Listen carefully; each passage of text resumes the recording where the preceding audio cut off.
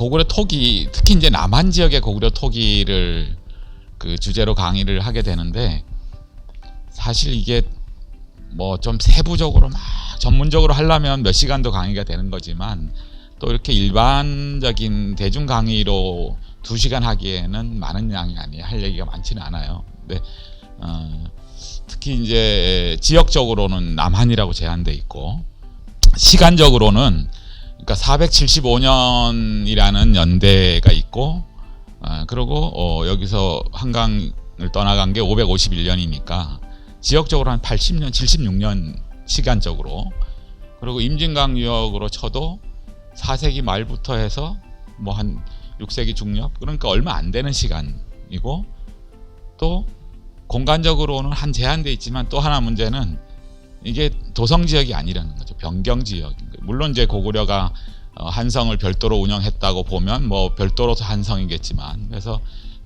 남한 지역의 고구려 토기는 매우 제한적이다, 이런저런 면에서. 그런데 뭐 그렇더라도 남한 지역 토기를 좀 특징을 좀 얘기하고 살펴보면서 고구려 토기 전반을 같이 한번 보려고 합니다. 그래서 고구려 토기 전체를 보면서 남한 지역의 고구려 토기가 어느 위치에 있고 어떤 특징이 있는지, 그래서 제목은 남한 지역의 고구려 토기 뭐 이렇게 되지만, 내용은 고구려 토기, 그리고 포커스는 남한 지역 출토되는 것에 맞추겠다, 뭐 이렇게 이제 생각을 하시면 됩니다. 그래서 일반적인 고구려 토기의 특징이 어떤 건지, 그리고 기종이 어떤, 종류가 어떤 게 있는지, 그 다음에 뭐 그 어떻게 제작을 했는지, 뭐 이런 특징들을 한번 설명을 해보도록 하겠습니다. 이게 왜 이런 넣냐면은 제 고향이 강원도 정선. 그래서 통상 이제 이렇게 모르는 분들하고 한두 시간 강의를 하면 이게 저 사람이 어떤 사람이구나를 알면 이게 조금 이해도가 높아요. 그래서 그 제 얘기를 좀 이렇게 하고 가는데, 강원도 정선 중에 저 정선 아라리가 발생한 지역이 바로 우리 동네. 여기 거칠현이라는 동네인데, 고려 말에 7현인이 여기서 살았다. 거칠현인데, 거기서 그들이 이제 망한 고려 왕실의 왕을 그리며 임금을 그리며 지은 게 정선 아라리이고, 이렇게 산 좋고 물 좋은 이런 동네가 제 고향입니다. 여기서 중학교까지는 여기 살다가 고등학교를 이제 강릉으로 유학을 갔었고, 그래서 그때 또 뭐 제가 대학 들어갈 때는 학력고사라는 게 있었는데 제일 쉬울 때, 예상 점수보다 한 20점이 더 나오는 그런 제일 운 좋은 때라 서울대를 갔는데, 뭐 원래 고고학이라는 학문도 모르고 근데 역사 사학 계열, 그러니까 사회대 무슨 과를 갈랬더니 우리 담임 선생님이 자네는 사회 계열 이런 데 안 맞는 사람이니까 역사하면 딱 맞는 거래요. 어떻게 아셨는지. 그래서 역사 계열로 가서 점수가 남았어요. 학력고사 점수. 합격자 발표를 안 봤어요. 자랑이 좀 심하지만 하여튼 그래서 역사 계열 갔는데 1학년 때 너무 먹고 놀고 뭐 술 마시고 놀다 보니까 2학년 때 국사학과, 동양사학과, 서양사, 고고학기 4개 과가 있는데 국사학과를 가고 싶은데 떨어졌어요. 1학년 때 너무 놀아가지고. 그래서 고고학과로 밀려왔어요. 그래서 한 2년 더 놀다가 3학년 때 몽촌토성. 지금 왜 이 말씀을 드리냐면은 제가 여기 발굴을 배우기 시작한. 지금 저쪽에 북문지 앞에 버드나무, 그 버드나무 지금 없어졌나? 있죠. 버드나무 하나 있죠. 북문지 앞에. 그 버드나무 앞에 사무실을 짓고 거기서 6개월을 발굴을 했고, 그때 그 사무실 장면이 요 장면. 제가 잘 안 보이지만 우통을 벗고 지금 요럴 때 6월 달에 들어와 가지고 12월까지 있었는데, 여기서 발굴의 시작과 끝을 보고서까지 다 했으니까 이제 대학교 3학년 고 무렵에 고고학을 시작하자 한번 다 배워본 거죠. 그래서 이제 해보니까 재밌는 거예요. 이게 현장 가면 먹여주고 재워주고 뭐 술도 사주고, 또 그 촌에 살았으니까 흙 만지고 하는 일이 낯설지 않고, 그래서 발굴장 열심히 따라다녔죠. 85년도 86년도에 석촌동 발굴. 그러고 있다가 이제 뭐 하여튼 그 학부 졸업하고 군복무는 어쨌든 동네에서 짧게 운이 좋아서 그렇게 하고, 이제 그 서울대 박물관에 연구원 자리가 있어서 그냥 취직이 된 거예요. 그러니까 학부 졸업하고 이틀 쉬고 또 하여튼 군 복무 끝나고 이틀 쉬고 바로 이제 직장을 서울대 박물관이라고 해서 거기서 12년을 있다가 또 고려대학교로 옮겨가지고 20년 뭐 이렇게 하여튼 저는 일이 굉장히 많은 거예요. 이렇게 놀 시간이 한 번도 없었어요. 하여튼 뭐 그렇게 했는데 그때 몽촌 토성 발굴 참가한 그 이후에 88년도에 제가 그 군 생활하고 막 그 서울대 박물관에 복귀한 그 시점에 몽촌 토성 발굴이 있었어요. 88년도에 그해 겨울에 이제 유물 정리를 밤에 막 심야에 하는데 한 수만 점 토기를 깔아놓고 이제 접합하는 일을 했는데 그때 제 눈에 이게 들어온 거예요. 지금 이거 완전하게 보이지만 제가 처음 찾은 부분이 이 부분인데 이거는 좀 색깔을 잘못해서 보존 처리가 잘못되어 있는 거고 원래는 까만 마연톡이에요. 반짝반짝하는. 그래서 내가 아는 백제톡이랑 다른 토기편이 나와서 이거를 이제 복원을 하는데 그때 이제 우리를 지도하고 보고서를 작업하던 박순발 교수 백제고고학 전문가죠. 그분이 이제 조교였는데 이걸 내가 하고 있으니까 그거 백제토기도 아닌 것 같고 그러니까 치아라고 막 그만 만지고 빨리 바쁘니까 다른 거 해라. 그래서 다른 걸 하면서 형 눈치를 보면서 몰래 한 달 동안 붙였죠. 형 오면 백제토기 붙이고 안 보이면 요거 찾아 붙이고 이 큰 강당에서 그래서 한 달쯤 붙이니까 서는 거예요 형태가. 그래서 보더니 야 이거 어디서 나왔냐 그래서 뭐 하지 말아매 내가 했다 그랬더니 얘 고구려 토기다. 그러니까 그 전에는 이런 마연 토기가 나오는 파편들은 많이 나왔어요. 나오면 어떻게 생각했냐면은 고구려계 백제 토기. 왜냐하면 고구려는 백제는 고구려로부터 왔다고 우리가 이해를 하고 있으니까. 그래서 여기서 나오니까 백제 토기인 건 분명하고 고구려계의 백제 토기다 이렇게 이제 이해를 하고 있었는데 완전한 형태를 보니까 이거는 고구려 스타일의 백제 토기가 아니고 고구려 토기인 거예요.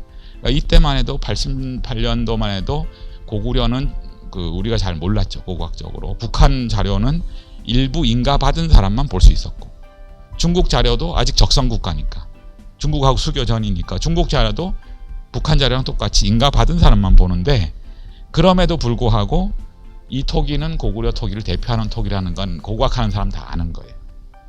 그래서 고구려 토기구나. 그러면 지금까지 우리 알고 있던 고구려계 백제 토기라고 하던 것들이 고구려계 백제 토기가 아니고 고구려 토기일 수 있겠다. 그래서 막 다시 뒤진 거죠. 뒤졌더니 77년도에 강 건너 구이동이라고 하는 곳을 발굴하고 백제 고분 이렇게 보고된 유적이 있었는데 다들 그 토기가 이상하다라고 생각을 하셨는데 이제 어떻게 얘기를 못 하고 있었는데 그 토기를 서울대 박물관에 있는 걸 뒤져보니까 같은 제작 기법인 거죠. 그래서 강 건너의 구이동도 이게 고구려 토기구나.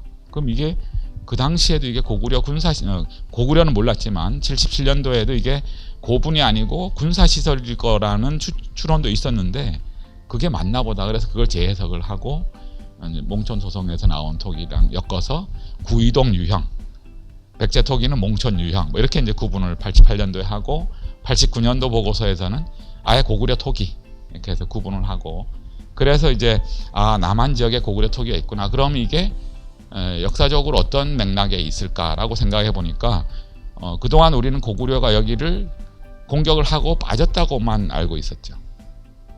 그러니까 고구려가 뭘 남겨놔도 전쟁 때 왔다 간 걸로만 생각했는데 기록도 실제로 396년에 광개토대왕이 여기 왔다 갔고 그 다음에 475년에 장수왕이 한성을 함락하고도 돌아간 걸로 돼 있고 그러니까 이게 고구려 유적이 있을 거라고 생각을 안 했었는데 이게 나오니까 고구려 유적이 있겠구나.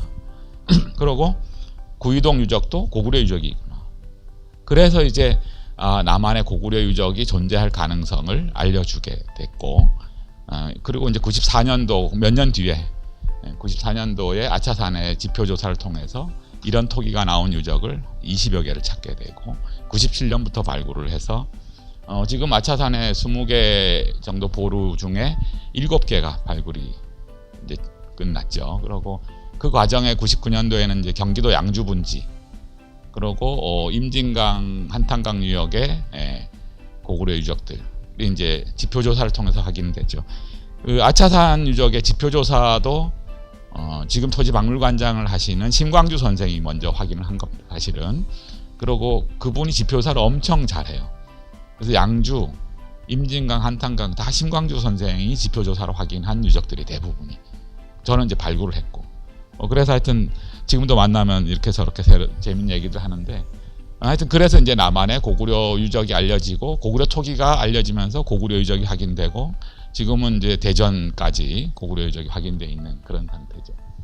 뭐 하여튼 개인사를 조금 더 말씀드리면, 그래서 그게 88년도에 이 유물을 복원한 게 계기가 돼서 구이동 유적을 고구려 유적으로 재해석하고 뭐 이러는 하다가 전공이 고구려 토기가 돼버렸어요. 그래서 95년도에 석사 논문을 한강 유역의 고구려 토기로 쓰고 99년도에 고구려 토기 연구라는 주제로 박사학위를 받고, 뭐 어쨌든 처음은 또 나름 의미가 있으니까 99년도에 고구려 토기 연구라는, 지금 보면 아주 뭐 엉성한 논문이지만 처음으로 고구려 고고학으로 박사학위를 받은 1호가 됐죠.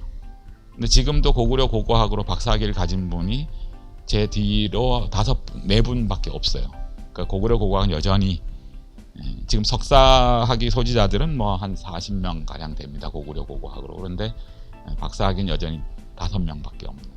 근데 그게 1호 박사 논문이 이걸로 시작된 거다. 그래서 그게 또 여기 몽촌도성에서 출토된 거다. 뭐 이런 그러한 또 인연도 있죠. 이 한성백제박물관하고. 그래서 오늘 좀 장황하게 그런 말씀을 드려봅니다. 이게 이제 97년도에 아차산 처음 발굴할 때 장면이고, 그 해에 이게 97년, 98년도의 그래픽입니다. 지금은 뭐 이런 그래픽을 저도 할 수 있는 정도가 됐지만 98년도에는 이런 디지털로 뭐 3D 렌더링하고 이런 거는 굉장히 고급 기술이었는데, 어떤 전문가가 뉴스 나온 걸 보고 저를 찾아와서 이걸 한번 해보겠다. 그래서 97년도, 8년도에, 그리고 98년도에 역사 스페셜에 요 도면을 써먹었죠. 그 KBS에서. 그때 KBS CG가 별로 시원찮을 텐데. 그러고 나서 이제 뭐 그대로 옮기고 났더니 또 동북공정이라고 중국 사람들이 그런 그 역사 왜곡을 하는 바람에 뭐 미국으로 뭐 독일로 가서 강연도 하고 전시도 하고, 그래서 전시 박물관에 있었던 경험이 있으니까 전시도 하고 그렇습니다. 그리고 2002년에는 평양에서 고구려 유물을 가지고 오죠. 그때 이제 2002년 저는 남포로 들어가서 그 유물을 배로 싣고 옵니다. 그리고 그 중에 복원된 고분들, 고분 모형들은 지금 한성백제박물관에 소장이 돼 있는데, 그걸 제가 2002년도에 가서 가지고 왔고, 그거를 가지고 일부는 2005년도에 베를린 가서 독일 전시를 또 했어요. 근데 그 가져온 유물 중에 뭐 고분 이런 거 무게는 안 나가는데 크기는 큰데, 덕흥리 고분은 우리가 다시 조립을 해서, 조립이 되게 작게 만들었고, 그 중에 광개토대왕 능비 모형이 있습니다. 실물 크기. 북한 사람들이 2002년도에 그거를 철근 콘크리트 구조로 만들었어요. 우리 같으면 FRP로 만들 텐데, 그래서 그 무게가 8톤 가까이 나가. 엄청 무겁습니다. 그걸 싣고 베를린에 갔던 거예요, 제가. 그러니까 지금 같으면 못하죠. 그때는 젊기도 했고 북한에서 만들어 온 거니까 이거는 내연과 강이 중요한 거야, 이렇게 생각해서 그걸 들고 베를린까지 갔다 왔어요. 그 6.7m나 되는 거를 베를린 도로가 좁아서 그거를 막 하여튼 온갖 해가지고 박물관을 문을 뜯고 들어갔던 뭐 그런 기억들이 있는데, 그때 전시한, 지금은 그 광개토대왕 능비 모형은 연천의 호로고루 기념관 앞에 가 있고요. 모형들은 여기 있고, 하여튼 뭐 이런저런 인연들이 한성백제, 제가 발굴을 처음 배운 곳이 여기고, 또 그 처음으로 평양 가서 가지고 왔던 유물이 여기 전시되고 보관돼 있고, 그렇습니다. 그래서 제 자랑을 좀 장황하게 했는데 벌써 20분이 지나갔군요. 자, 그럼 이제 본격적으로 고구려 토기 얘기를 해보죠. 고구려 토기는 뭐 시공간적으로 기원전 1세기, 그러니까 고구려가 건국한 것은 삼국사기에는 기원전 37년 이렇게 말하지만 국가 단계의 고구려는 뭐 AD 1세기 후반쯤으로 보죠. 그래서 백제신라 가야보다는 한 150년 먼저 국가 단계에 들어선 걸로 보는데, 어쨌든 고구려 토기는 국가 단계 이전에 고구려 원 고구려 지역이라고 하는 곳, 한인 지방 일대에 있는 고구려 토기부터 해서 668년 멸망할 때까지. 그리고 영역은 지금 유적 분포도를 보시면 남한 지역은 대전까지 유적이 분포하고 있죠. 그래서 대개 요하, 이동, 그리고 두만강 일대. 그러니까 발해보다는 영역이 작습니다. 발해 영역보다는 좁지만 우리가 오늘날 만주라고 부르는 지역이 다 고구려 영역이었고, 남쪽으로는 대전까지, 그리고 경북 내륙의 일부 그 삼국사기 지리지에 있는 지명을 보면 경북 내륙 일부까지도 고구려 영역이었던 것으로 보이지만, 현재 고구려 유물이 발굴된 것은 강릉입니다. 동쪽으로는 강릉까지가 한계고, 아직은 여기서는 확인되지 않습니다. 다만 뭐 영주에 있는 순흥 읍내리 벽화 고분은 그건 신라 고분이긴 하지만 고구려 벽화 영향을 받은 것 정도는 이때서 발굴이 되지만, 그래서 대체로 강릉에서 충주 이렇게, 그다음 대전, 금강유역까지 있고요. 우리 남한 오늘 살펴볼 거는 임진 한탄강 유역, 그러고 양주분지, 한강, 그러고 대전까지 이렇게 때가 되겠죠. 그 지역들을 좀 자세히 보면 임진 한탄강 유역을 따라서 강을 따라서 있는 보루 성곽들, 그리고 양주분지를 둘러싼 그 산지에 있는 보루들, 그리고 아차산 일대, 한강 부간의 아차산 일대 보루들, 이렇게가 이제 초기에 조사되어 있고 가장 많이 확인된 거고요. 풍납토성과 몽촌토성도 고구려 유물이 조사가 되긴 하는데, 풍납토성은 수적으로 많지 않습니다. 근데 몽촌토성은 일정 양의 유물도 나오고, 또 뭐 이번에 북문지회 앞에서 도로도 나오고 한 것처럼 고구려 군이 한성공화무 여기 주둔했기 때문에 몽촌토성의 시설과 유물이 꽤 많이 나오고, 여기는 이제 밀집 분포된 특징이죠. 평지성 있고 좀 큰 성도 있지만 대개 보루가 많고, 남쪽으로 내려오면서 안성의 도기동 산성, 그 다음에 진천의 대모 산성, 그 다음에 청주의 정북동 토성, 청원 남성골 산성, 연기 나성, 대전 월평동 산성, 여기까지는 독립된 성들이죠. 규모가 좀 있는. 그래서 위에 있는 보루들하고는 분포가 조금 다른 양상입니다. 아무튼 475년 한성 공함 이후에 쭉 이어지는 그런 루트가 되겠고요. 동쪽으로는 이제 북한강 상류에 춘천, 화천, 홍천, 이쪽에는 아직 관방시설은 나온 게 없고 고분, 그러고 이제 취락들 나오고, 그러고 원주를 거쳐서 남한강 상류 충주 지역의 고분과 생활유적, 이렇게가 지금 고구려 토기에 출토되는 유적들입니다. 그래서 오른쪽하고 이쪽 동쪽 이쪽 구역하고 이쪽은 시기도 좀 다르고 유적 양상도 좀 차이가 있다. 자, 고구려 토기의 일반적인 특징을 좀 살펴보겠습니다. 이거는 아차산에 있는 용마산 이보루에서 출토된 토기들을 모아놓고 한 보루에서 나온 것만 모아놓고 찍은 사진인데요. 일반적으로 고구려 토기는 니질 태토입니다. 그러니까 그럼 백제 신라 가야 토기는 니질이 아닌가? 다 점토죠. 점토 진흙 니자니까 점토질인데, 백제 신라 가야 토기는 그 보강제 템퍼링을 할 때 모래를 많이 섞죠. 서경계통 모래를 섞는데 고구려는 템퍼링을 안 합니다. 그래서 니질이라고 부르는 거죠. 뭐 모든 토기가 다 그렇지는 않지만 대부분의 토기는 고온 점토로만 되어 있어요. 중국이나 북한 지역의 고구려 토기도 같은 특징입니다. 그리고 늦은 시기가 되면은 회색 토기가 되면서 모래가 섞이는 토기가 간혹 나오지만 일반적으로 니질입니다. 그래서 표면을 보면 굉장히 매끄럽습니다. 매끄럽고, 다만 이제 남한 지역에서 출토된 토기 성분을 분석해 보면 여기에 보강제가 없는 건 아닙니다. 보강제 역할을 하는 성분들이 있긴 해요. 그래서 어쨌든 니질이다. 두 번째는 평적이다. 항아리들이 다 평적이다. 신라 가야 백제 토기는 다 둥근 바닥인데 고구려 토기는 납작 바닥이죠. 신라 가야 백제 토기는 병이나 기대, 고배 뭐 이런 기종을 제외하고는 다 항아리들은 둥근 바닥인데 고구려는 평적이다. 그 까닭이 왜 그랬을지는 모르나 아마 고구려 사람들은 입식 생활을 한 거와도 관계가 있을 겁니다. 그러니까 테이블 위에 올리기에는 납작한 게 좋고 그 수열이나 움집이나 이런 흙바닥에는 오히려 둥근 바닥이 고정이 더 쉽습니다. 그래서 뭐 그런 차이일 수도 있고 또 문화 전통 차이일 수도 있는데 아무튼 그런 차이를 가지고 있고 그 다음에 이제 대상파수 백제신라 가야 지역은 이런 대상파수가 통일기 이후에 나오는데 그건 고구려 토기 영향으로 보이고요. 그 이전 삼국시대의 파수는 다 우각형 파수죠. 쇳불 손잡이고 고구려 토기는 대상파수를 쓴다. 그리고 일부 시유를 한다. 4세기 때부터 시유 토기가 등장한다. 백제신라 가야는 거의 통일기 무렵에 가야 후반쯤에 가면 이제 시유 저화도 시유들 하지만 고구려 토기는 4세기 때에 이미 시유 토기를 쓴다. 그 다음에 문양이 별로 없다. 이것도 특징이에요. 문양이 있는 토기가 별로 없다. 5세기 이전의 고구려 토기에는 일부 음각문이 새겨지긴 합니다. 근데 그 음각문이 새겨진 토기의 대부분은 고분에서 출토되는 경우가 많아요.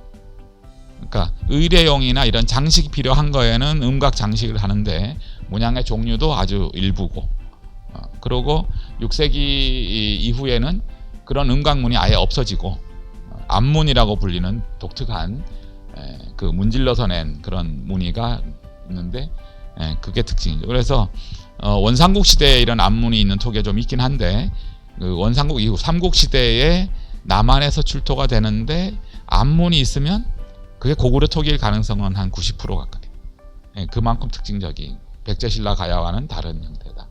뭐 이렇게 이제 설명할 수가 있습니다.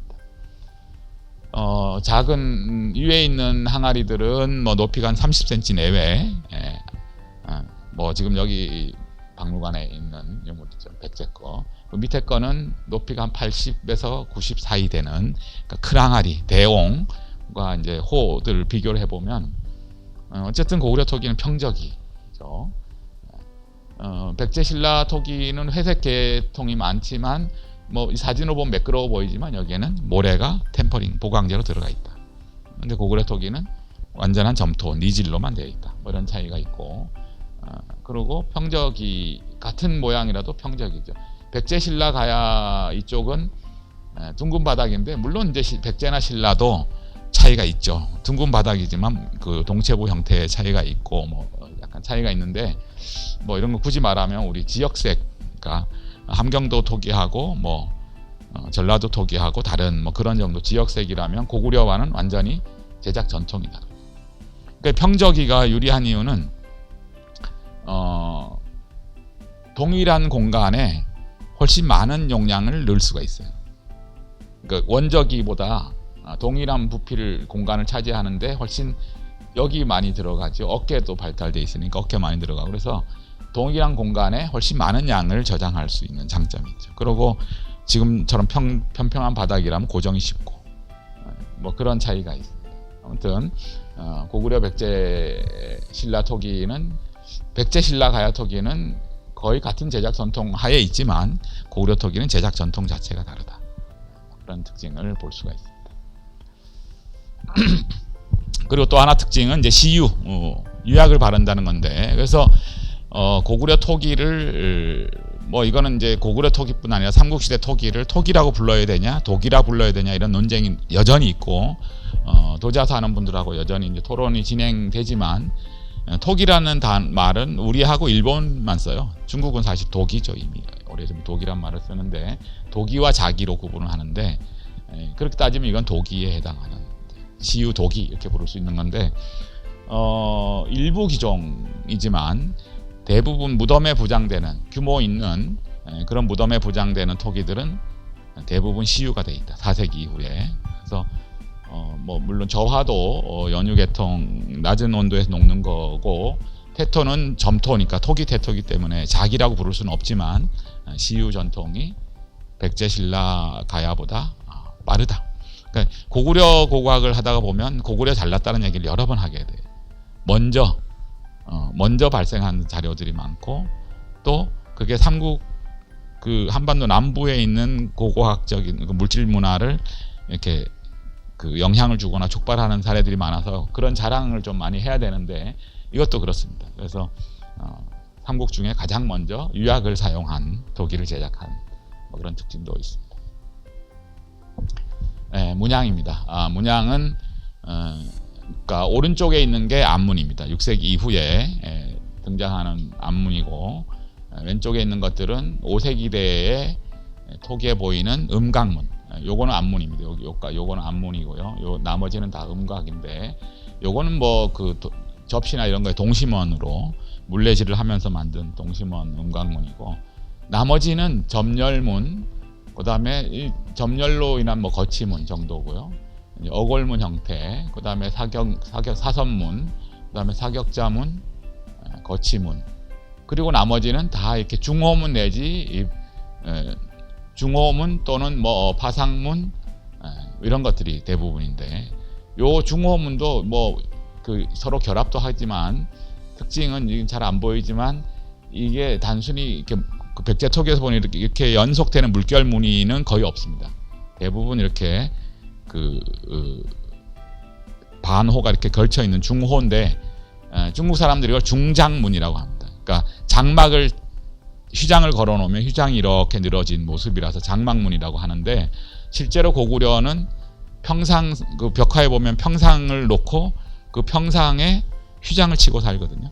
그러니까 그 무늬를 형상화한 거라는 주장이 설득력이 있죠. 무덤에도 물론 그런 휘장을 쳤던 증거들도 있고, 그래서 그게 제일 많습니다. 이런 중장문, 중호문 이런 게 제일 많고요. 그것도 그나마 이제 많은 종류도 아니지만 부장토기에만 주로 시문이 된다. 그리고 5세기대 이후에는 그나마 거의 없어지고, 대부분의 생활용 토기에는 이렇게 토기 표면을 문질러서 낸 이런 암문이 유행을 한다. 여기는 이제 찍어서 새긴 점열문 이외의 암문이 시문된 거지만, 나머지는 다 이것도 선처럼 보이지만 그냥 단단한데 그렇게 문질른 다음에 구우니까 그 부분이 광택을 내서 문양 효과를 내는 거거든요. 그래서 이거는 그 기존 방식하고 다른 그런 계통이고요. 고구려 토기 제작 방법입니다. 뭐 고구려 토기는 불행히도 아직 고구려 토기를 제작하던 가마가 조사된 사례가 없습니다. 북한에서 고구려 토기 가마라고 보고된 유적이 몇 개 있는데, 청자 가마입니다. 고려 청자 가마를 고구려 토기 가마라고 오인한 자료고, 아직까지는 발굴된 사례가 없습니다. 백제신라 가야 이쪽은 뭐 토기 가마가 발굴이 되는데, 그래서 지금 우리가 한강 이남 이 일대 고고학 조사를 늘 하면서도 여전히 찾지 못한 거는 고구려 토기 가마입니다. 평양에서 가져온 건 아니거든요. 그러니까 여기서 제작한 이 지역의 제작품들인데, 남한 토기들은 가마를 찾아야 되는 문제가 있습니다. 가마도 없는데 제작 기법을 어떻게 파악하냐? 뭐 토기 파편에 남은 흔적들을 가지고 역추적을 해야 되는 거고요. 결론적으로 말씀드리면, 고구려 토기 제작 기법은 오늘날 옹기 제작 기법하고 거의 동일하다. 여기 유약까지 입히면 옹기랑 똑같다. 뭐 이렇게 말씀드릴 수가 있습니다. 그래서 이거는 일반적으로 모든 토기를 만들게 점토를 채취하고 그 안에 불순물을 걸러내고, 그 다음에 이제 수비질을 한 후에는 이제 이렇게 점토띠를 만듭니다. 전통 옹기를 만드는 지금 모습인데, 이렇게 바닥을 만들고 점토띠를 만들어서 한 층 한 층 쌓아 올라가는 거죠. 물레를 쓰긴 하는데, 물레를 성형할 때는 그냥 작업이 편히 위해서 돌리는 정도지 회전력을 이용하지는 않습니다. 성형 중에는. 그래서 1차 성형을 하기 위해서 바닥에다가 점토띠를 올려 쌓거나 옆에 붙이거나 해서 만들고, 그걸 층층이 올라가면서 이렇게 눌러 붙이는 거죠. 그래서 여기를 잘 눌러 붙여야 나중에 거기가 갈라지지 않죠. 그래서 저렇게 눌러 붙인 자국들이 실제 토기에 나오고, 이렇게 한 다음에 네 박자하고 박자 두 개를 들고 두드려서 모양을 잡죠. 이 탄알구가 없으면 이렇게 배가 부르게 만들기가 어렵죠. 그래서 이렇게 탄알구를 쓰는데, 고구려 토기는 탄알문이 남아 있는 사례가 없습니다. 한강변에 이렇게 남한 지역에 와서 만든 토기들 중에는 일부 백제 토기와 유사한 탄알문이 있는 게 한두 점 있어요, 예외적으로. 그런데 소송 온도도 굉장히 높은 게 있지만, 그거는 다 그 파손품이 되거나 잘 안 만들어졌어요. 그러니까 소송 온도나 이런 걸 백제 토기를 보고 흉내를 냈는데, 그렇게 해보니까 자기네 제작 방법하고 잘 안 맞는 거예요. 점토도 그렇고. 그래서 그 특징적인 뭐 그런 차이가 좀 보이는데 아무튼 이 탄화를 합니다. 문양 없는 도구로. 그리고 이제 마무리를 하고 그리고 이제 뭐 건조해서 굽는데 요까지가 보통 고구려 톡이고요. 여기에 유약을 입히면 이제 시유 톡이가 될 거고 옹기들은 옹기 만드는 거 보시면 여기에 이제 나중에 유약을 입혀가지고 굽잖아요. 그래서 유약을 입히거나 할 때 또는 뭐 이 표면에다가 이렇게 손으로 이렇게 난초 무늬를 그냥 자연스럽게 뿌리면 난초가 그려지는 건데 고구려 토기에 안문하고 안문 시문하는 거나 큰 차이가 없는 전통이라고 보여요. 그래서 아무튼 고구려 토기는 손으로 그냥 순활법 손비즘한 것도 작은 기종들이 있으나 대부분은 대쌓기를 했는데 권상이 아니라 윤적법입니다. 그러니까 하나의 띠를 가지고 이렇게 돌려 만든 건 아니고 이렇게 대쌓기를 해서 윤적을 한 다음에 마무리할 때 물레로 성형한 그런 거고 오늘날 옹기하고 똑같다. 그래서 그런 흔적들이 남아있는 실물 자료들입니다. 요게 이제 몽촌 도성에 출토된 고구려 토기 편 내부인데 바깥쪽은 이렇게 매끈하게 정면이 되어 있지만 안쪽은 이렇게 거친 부분들이 많이 있어요. 근데 보면 이렇게 붉은색 반점 덩어리들이 있는데 그러니까 보강제를 넣지는 않지만 보강제를 넣지 않고 순수한 점토로 하면 가소성이 없기 때문에 만들기 굉장히 어렵습니다. 그리고 말릴 때 갈라 터지고 구울 때도 갈라 터지죠. 그래서 보강제가 어쨌든 들어가야 되는데 고구려 토기는 이런 그 붉은 덩어리들이 있어요. 이게 산화제이철 성분인데 분석을 해보면 그 산화제이철이 의도적으로 산화제이철 덩어리를 갖다 넣은 것은 아닌 것으로 보이고 뭐 분석을 해보면 저게 들어있는 원료 점토를 갖다가 쓰면 굽는 과정에서 저렇게 덩어리화됩니다. 그러니까 굽기 전에는 저렇게 형태가 뚜렷하지 않은데 굽고 나면은 이제 저렇게 산화되면서 이렇게 붉은색이 뜨죠. 그 외에 보강제는 없고 일부 기종들, 뭐 신발이나 이런 일부 불을 받는 기종들은 성면, 활석, 뭐 모래 이런 게 섞습니다. 그거는 자비 용기에 하는 불을 받는 용기에 하는 거고 나머지는 다 니질이죠. 그리고 이제 이거는 장동호라고 하는 작은 기물의 바닥인데 뒤집어 놓고 엎어 놓고 찍은 거예요. 그래서 바닥면을 놓고 그 위에 쌓아 올라간 대쌓기를 한 흔적입니다. 근데 요거는 그보다 큰 항아리에 바닥면을 찍은 건데 이런 경우는 원형 바닥판을 놓고 밖으로 붙여서 쌓은 거죠. 그러니까 여기를 올려서 쌓고 붙여서 쌓은 거죠. 그래서 그 기물의 크기에 따라서 바닥 만드는 방법도 약간 차이가 있습니다. 그리고 이거는 이제 물레에 있던 물레에 새겨놓은 자국들이 나중에 떨어지면서 이렇게 남은 거고요. 바닥에 이렇게 마른 뭐 이런 그 물레 상판에 있는 장식들이 그 표시가 나오기도 하죠. 그리고 이건 이제 작은 높이 30cm 내외의 장동호라는 토기의 표면인데 깨져도 그 아까 점토띠를 서로 맞닿을 부분을 잘 못 접합을 하면 깨질 때 거기가 깨지죠. 그래서 이게 작은 기물의 점토띠 한 층 한 층인데 뭐 작은 건 한 3cm 그리고 한 5cm 내외가 일반적입니다. 그리고 이거는 이제 깨지진 않았지만 눌러 붙여서 손으로 눌러 붙인 자국들이 남아있죠. 그리고 요거는 그런 장동호라고 하는 30cm 정도 크기의 내부입니다. 토기 내부인데 손이 안쪽 밑에까지 안 들어갑니다. 아가리가 좁아서. 그래서 안쪽에는 그냥 이렇게 대쌓기를 해서 대충 마무리한 흔적들이 남아있고요. 아가리 쪽은 물레로 마무리를 했고 여기 뭐 지문도 남아있고 합니다. 실제로 보면은. 그래서 백조가 위에서 보면 우아해 보이지만 밑으로는 발을 막 쳐야만 떠 있는 것처럼 내부는 이렇게 대충 아가리만 마무리를 잘하는 그런 장면이고요. 그리고 이제 이런 데 파수를 붙일 때 이렇게 긁어서 접착력을 높이거나 이렇게 심을 박아서 아예 토기 구멍을 뚫고 저 심을 끼워서 고정하는 사례도 있고요. 그리고 이제 고구려 토기가 마연이 특징이라고 하는데 실제로 뭐 그렇게 마연 토기가 많지는 않아요. 많지는 않은데 그런 이유는 표면을 아래 위로 문질러서 정면하기 때문에 특히 대쌓기를 하기 때문에 그리고 이게 그 모래가 섞이지 않은 가소성이 떨어지는 점토들이기 때문에 아래쪽이 두꺼워집니다. 대쌓기를 해서 올라가다 보면은 그래서 밑에 부분을 깎아내고 밑에 두꺼워진 부분을 깎아내고 그 부분을 아래 위로 문질러서 정면한 사례입니다. 깎아낸 거고 정면한 거고 여기는 이제 물레를 쓴 흔적이죠. 뚜껑에 물레를 써서 마무리 작업한 그래서 요런 그 토기에 나오는 이런 제작 흔들, 제작과 관련된 흔적들을 역추적하면 아까 같은 옹기 제작 기법이 고구려 토기의 제작 기법이라고 복원할 수가 있습니다. 특징적으로 이제 굽이 있는 토기가 많지는 않은데 고구려 토기 중에 접시나 사발에 굽이 있는 경우가 간혹 있습니다. 많지는 않은데, 근데 보통 이제 삼국시대에 굽을 붙이는 방법은 사발을 먼저 만들고 굽을 만들어서 별도로 만들어 붙이는 거죠. 그래서 그 굽이 잘 떨어집니다. 백제 토기에도 그런 게 많고 신라 토기도 그렇죠. 되게 굽이 별도 부착해서 잘 떨어지는데, 이거는 그렇지 않습니다. 통으로 아예 굽까지 만든 다음에 내부를 깎아낸 거죠. 내부를 깎아내서 이런 거는 이제 그 뭐 청자 초기에 해무리굽 청자 이런 것에서 보이는 자기 제작 기법이죠.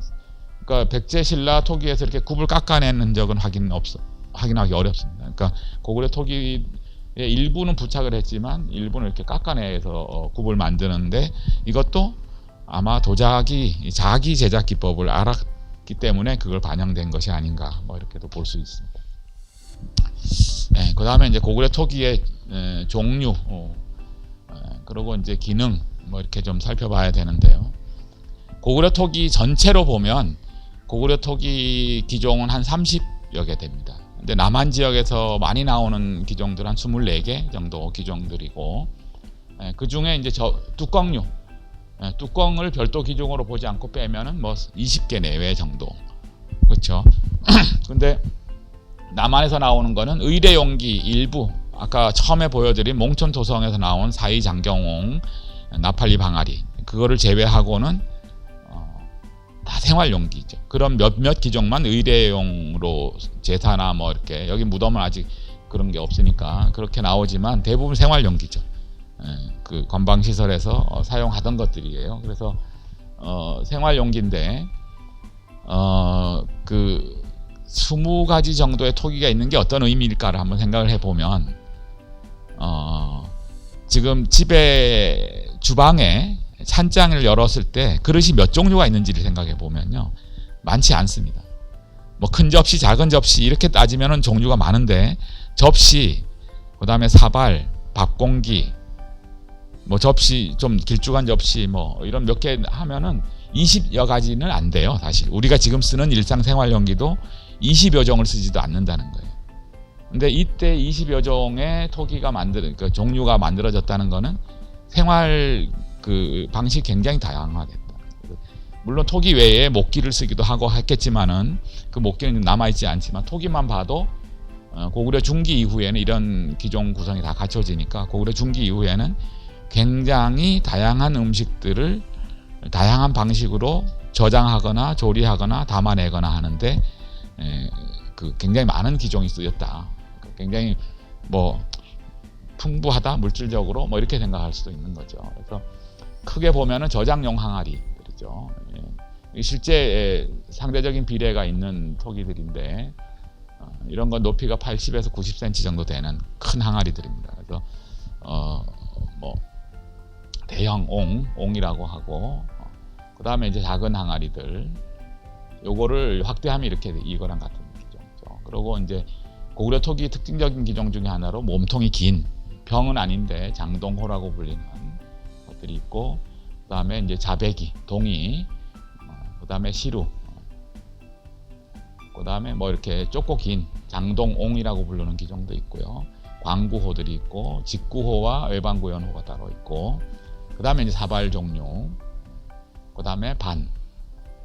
그리고 병은 뭐 그 흔치 않습니다. 병이라는 기종은 몇 개 안 되고, 그리고 이제 2배, 특징적으로 고구려 토기에는 2배가 있는데, 중국에 원래 7기로 사용되던 그릇을 이제 토기로 변환한 그런 토기입니다. 2배. 그 다음에 종지류, 작은 접시들, 그 다음에 접시, 그리고 이제 5절판, 그러니까 뭐 9절판 요리하는 것처럼 5칸으로 나뉜 그릇들, 또아리병, 그리고 이런 건 이제 뭐 원통형 삼족지라고 하는 그런 이제 기종들이고요.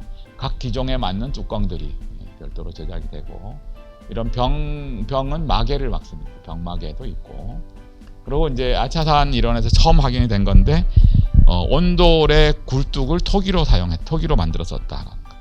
오른쪽에 있는 게 연통입니다. 지금 그림은 이렇게 그려놨지만 엎어서 쓰게 되죠. 그래서 이게 아래쪽이고 여기가 위쪽인데 뚫려 있습니다. 그래서 서로 이렇게 겹쳐 쌓으면 여기에 전에 걸려서 그 굴뚝 모양을 이루게 되는데